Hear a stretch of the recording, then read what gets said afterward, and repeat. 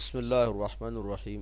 Student, آج کا ہمارا ٹاپک ہے کہ قرآن شریف میں جو بڑی آیات ہے اس کو کس طرح سے پڑھنا ہے، مطلب کہاں پر رکنا ہے، کہاں پر نہیں رکنا ہے، اور اگر ہم اپنی مرضی سے کہیں سانس ٹوٹ گئی یا رک گئے تو اس وقت کیا کرنا ہے۔ تو دیکھیے، قرآن شریف میں وقف کرنے کے جو قاعدے ہیں تختی نمبر 17 میں دیے ہوئے ہیں۔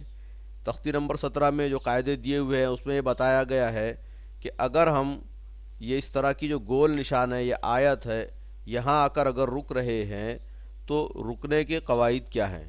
تو اس تختی میں جو قواعد دیے ہوئے ہیں وہ 3 قاعدے یہاں پر دیے ہوئے ہیں۔ اسی طرح سے اگر اس طرح کی آیت بنی ہوئی نہ ہو تو اور کہاں کہاں پر رکنا آپ کے لیے صحیح بن سکتا ہے، تو وہ آپ کو دیکھیے تختی نمبر 26 میں علامات وقف۔ تو ان تختی نمبر 17 اور تختی نمبر 26 کو اگر ہم اچھی طرح سے ذہن نشین کریں، اس کے بعد قرآن شریف کی آیات کی تلاوت کرے تو مطلب اس کا صحیح نکلے گا۔ اور اگر ہم نے ان قواعد کا استعمال نہ کرتے ہوئے اپنی مرضی سے اگر رک جاتے ہیں تو اس وقت میں نقصان کیا ہوتا ہے، اس کو میں آپ کو ایک اردو کے جملے سے سمجھاتا ہوں۔ دیکھیے، یہاں پر ایک اردو کا جملہ دیا ہوا ہے، اٹھو مت بیٹھو۔ اب یہ تو ایک سمپل سا جملہ دیا ہوا ہے، لیکن اس کو ایک پڑھنے والا دیکھیے پڑھتا ہے اٹھو مت بیٹھو۔ تو دیکھیے پڑھنے والے نے کیا کیا ہے، اٹھو کے اوپر آ کر رک گیا ہے اور مت بیٹھو اس کو ایک ساتھ پڑھا ہے۔ اب ایک دوسرا شخص اس کو پڑھتا ہے اٹھو مت بیٹھو، تو دیکھیے وہ مت کے اوپر آ کر رک گیا ہے، سانس ٹوٹ گئی ہے، اور بعد میں اس نے پڑھا ہے بیٹھو۔ تو اب یہاں پر جملے پر غور کیجئے، اٹھو مت بیٹھو، تو اس کا مطلب ہے کہ جملے میں حکم دیا جا رہا ہے اٹھنے کا اور نہیں بیٹھنے کا۔ اور ایک شخص پڑھتا ہے اٹھو مت بیٹھو، تو اب اس جملے کے اندر کیا حکم ہے کہ بیٹھنے کا حکم ہے اور اٹھنے کا نہیں ہے۔ تو دیکھیے اپنی مرضی سے اگر پڑھنے والا رک جاتا ہے تو جملے کا مطلب بدل جاتا ہے۔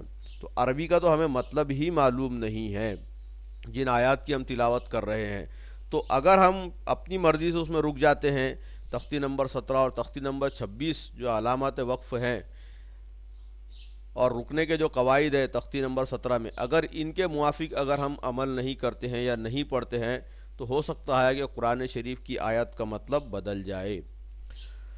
تو اب یہاں پر دیکھیے، جیسے ایک آیت دی ہوئی ہے اعوذ باللہ من الشیطان الرجیم۔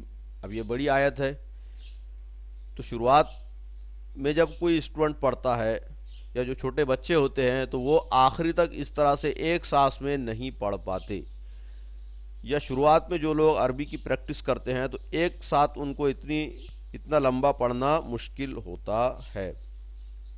تو اس کو آپ کو کیا کرنا ہے، دیکھیے کہ آپ کو سب سے پہلے آپ نے جب پڑھنا شروع کیا اعوذ باللہ منش، اب یہاں آ کر آپ کی کیا ہو گئی، سانس ٹوٹ گئی۔ تب آپ نے یہاں پر کیا کرنا ہے، جس لفظ پر آ کر آپ کی سانس ٹوٹی ہے اسی لفظ کو واپس سے دوبارہ پڑھنا ہے۔ دیکھیے من الشیطان الرجیم، آپ 2-3 لفظ بھی پیچھے جا سکتے ہیں، ایسا کچھ نہیں ہے، لیکن ایک لفظ تو بھی آپ کو پیچھے جانا ہوگا، یا جس لفظ پر آ کر آپ رکے ہیں اسی کو واپس سے دوبارہ پڑھنا ہوگا۔ تو اتنی پریکٹس کر لیجئے کہ ایک لفظ کو واپس سے اسی لفظ کو دوہرا لیجئے اور آگے اس کے پڑھنا کنٹینیو کیجئے، پڑھنا جاری رکھیے۔ اب کوئی اسٹوڈنٹ کہہ سکتا ہے کہ ہم تو سر یہ ایک ہی سانس میں پڑھ جاتے ہیں، جیسے اعوذ باللہ من الشیطان الرجیم بسم اللہ الرحمن الرحیم، تو یہ تو بہت آسان ہے، ہم نے تو پڑھ لیے، تو پھر اس کی کیا ضرورت ہے۔ تو دیکھیے یہاں پر تو آپ کو پریشانی نہ ہو، لیکن جس وقت آپ کو کھینچنا پڑتا ہے، جیسے ہم آگے کی تختی میں چلتے ہیں، تختی نمبر 20 میں جہاں پر کھینچنا پڑتا ہے تو اس وقت یہاں پر پریشانی ہوتی ہے۔ جیسے مثال کے طور پر سمجھیے، یہاں پر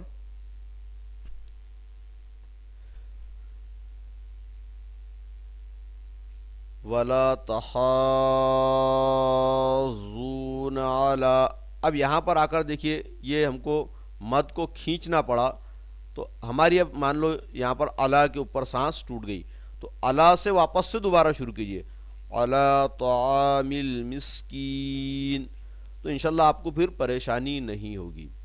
اسی طرح سے وَإِذَا رَأَوْهُمْ قَالُوا إِنَّ، اب یہ ان کے اوپر آ کر سانس ٹوٹ گئی، تو واپس سے إِنَّ هَؤُلَاءِ لَضَالُّونَ۔